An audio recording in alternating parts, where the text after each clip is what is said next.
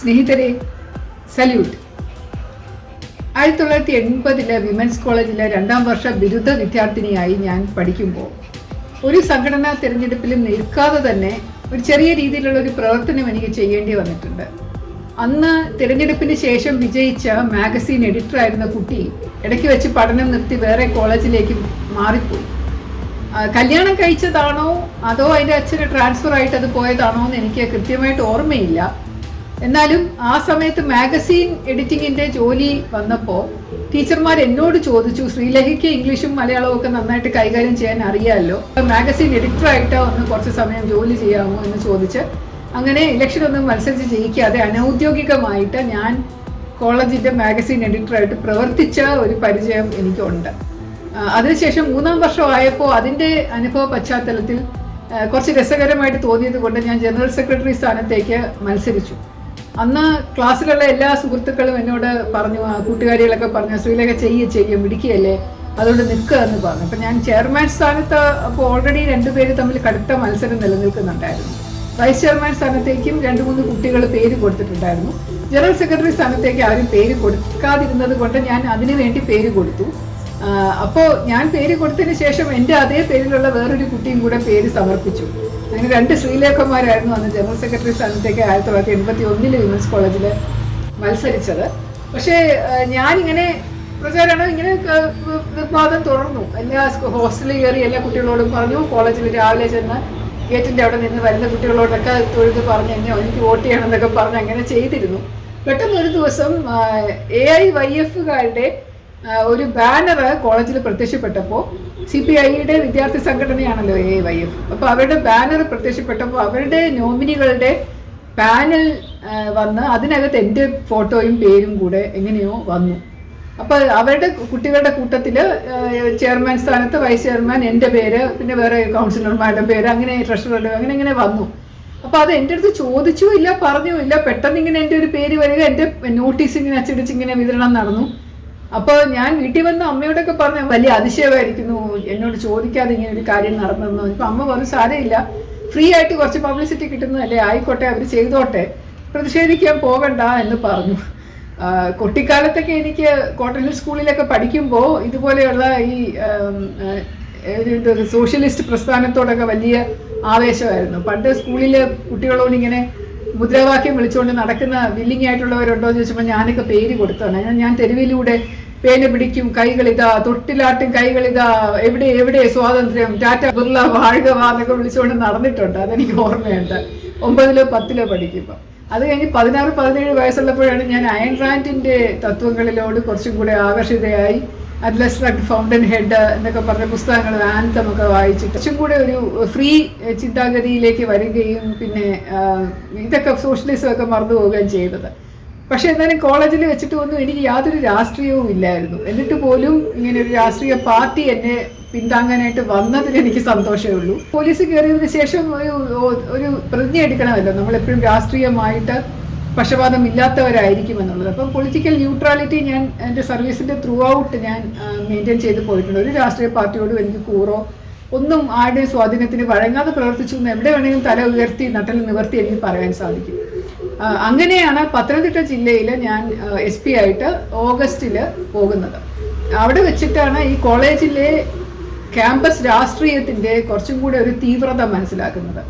അവിടെ ചാർജ് എടുത്ത 1 മാസത്തിനകം തന്നെ ഒരു പരുമല DB കോളേജ് ഉണ്ട്, ദേവസ്വം ബോർഡിൻ്റെ കോളേജാണ്, കുറച്ച് പഴയ കോളേജാണ്, വലിയ കെട്ടിടമാണ്. അതിൻ്റെ കോളേജിൻ്റെ പുറകിലൂടെ പമ്പാ നദി ഒഴുകുന്നുമുണ്ട്. അപ്പോൾ പമ്പാ നദി അന്ന് നല്ല ശക്തമായിട്ട് ഒഴുക്കുണ്ടായിരുന്നു, മഴയൊക്കെ പെയ്ത് കിടക്കുന്നത് കൊണ്ട് അന്ന് സെപ്റ്റംബർ 16-ാം തീയതി കോളേജ് അന്തരീക്ഷത്തിൽ വെച്ച് ഭയങ്കര അടി നടന്നു.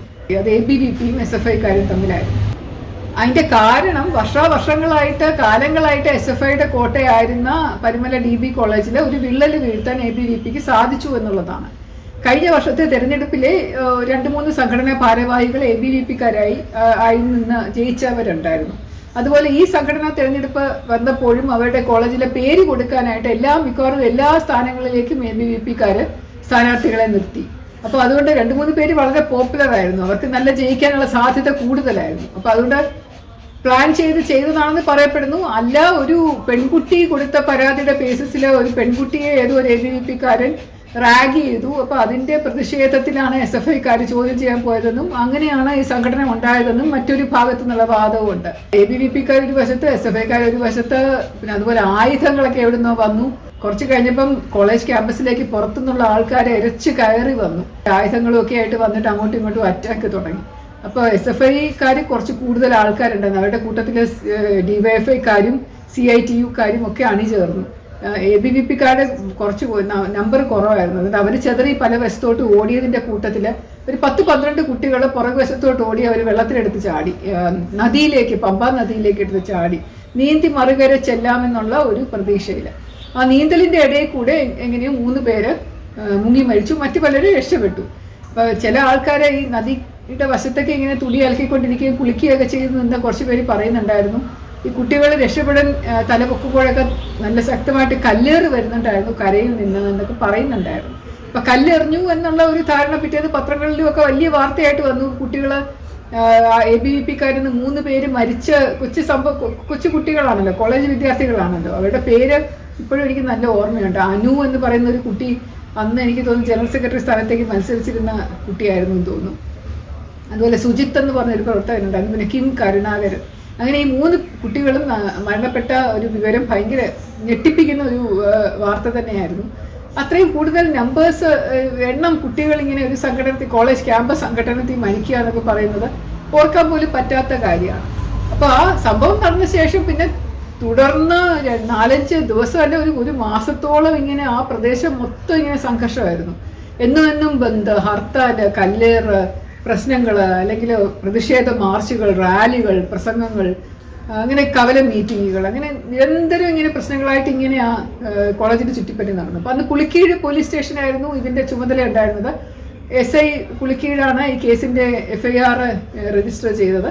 അപ്പോൾ FIR രജിസ്റ്റർ ചെയ്യുമ്പോൾ തന്നെ അപ്പത്തൊട്ട് തുടങ്ങിയ സമ്മർദ്ദം, ഈ കേസിൻ്റെ ഇൻവെസ്റ്റിഗേഷൻ തീരുന്നത് വരെ പലതരത്തിലുള്ള സമ്മർദ്ദങ്ങൾ അതിജീവിച്ചാണ് കേസ് ഇൻവെസ്റ്റിഗേഷൻ പൂർത്തിയായത്. അപ്പോൾ ഞാൻ ആദ്യം തൊട്ടേ ഇങ്ങനെ റെക്കമെൻഡേഷൻ അയക്കുന്നുണ്ടായിരുന്നു, സർ ഇത് ക്രൈംബ്രാഞ്ച് അന്വേഷിക്കുന്നതല്ലേ നല്ലത്, ഒരു പ്രത്യേക അന്വേഷണ സംഘം ഉണ്ടാക്കി ക്രൈംബ്രാഞ്ചിന് അന്വേഷണം കൊടുക്കുന്നതല്ലേ നല്ലതെന്ന് ഞാൻ പറയുന്നുണ്ടായിരുന്നു. ഇത് ചരിത്രത്തിൽ ആദ്യമുള്ള ഇത്രയും 3 പിള്ളേർ മരിക്കുന്ന സംഭവം, അപ്പോൾ അതുകൊണ്ട് അത് ചെയ്യണം എന്ന് പറഞ്ഞിട്ട് അതൊന്നും ചെവിക്കൊണ്ടില്ല.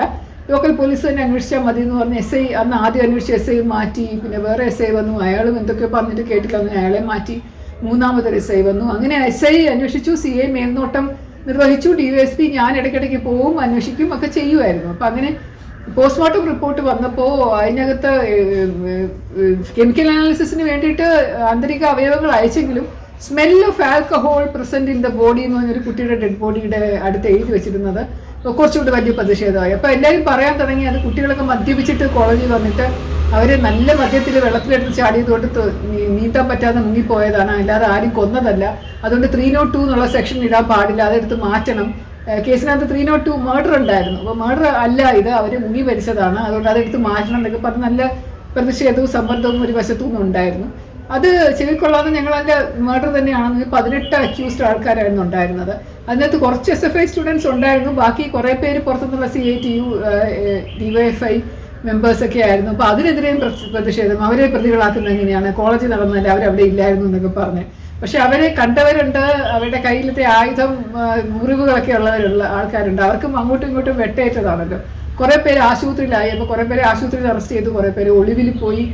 അങ്ങനെ ഒരുപാട് കഷ്ടപ്പെട്ട് അന്വേഷിച്ച ഒരു കേസായിരുന്നു അന്നത്തെ. അപ്പോൾ 2 ഭാഗത്തു നിന്നും BJPക്കാർക്ക് ഭയങ്കര ദേഷ്യമായി. അവർ പറയുന്ന ഒന്നും കേൾക്കുന്നില്ല, അവരുടെ വാദങ്ങളൊന്നും അംഗീകരിക്കുന്നില്ല എന്നുള്ള മട്ടിലെ കേസ് അന്വേഷണം നിങ്ങൾ മനഃപൂർവ്വം തെറ്റായി കൊണ്ടുപോകാൻ ശ്രമിക്കുന്നു, സമ്മർദ്ദങ്ങൾ നിങ്ങൾ മനഃപൂർവ്വം അതിന് വഴങ്ങുന്നു എന്നൊക്കെ പറഞ്ഞിട്ടുള്ള ഒരുപാട് അപവാദം കേൾക്കേണ്ടി വന്നു.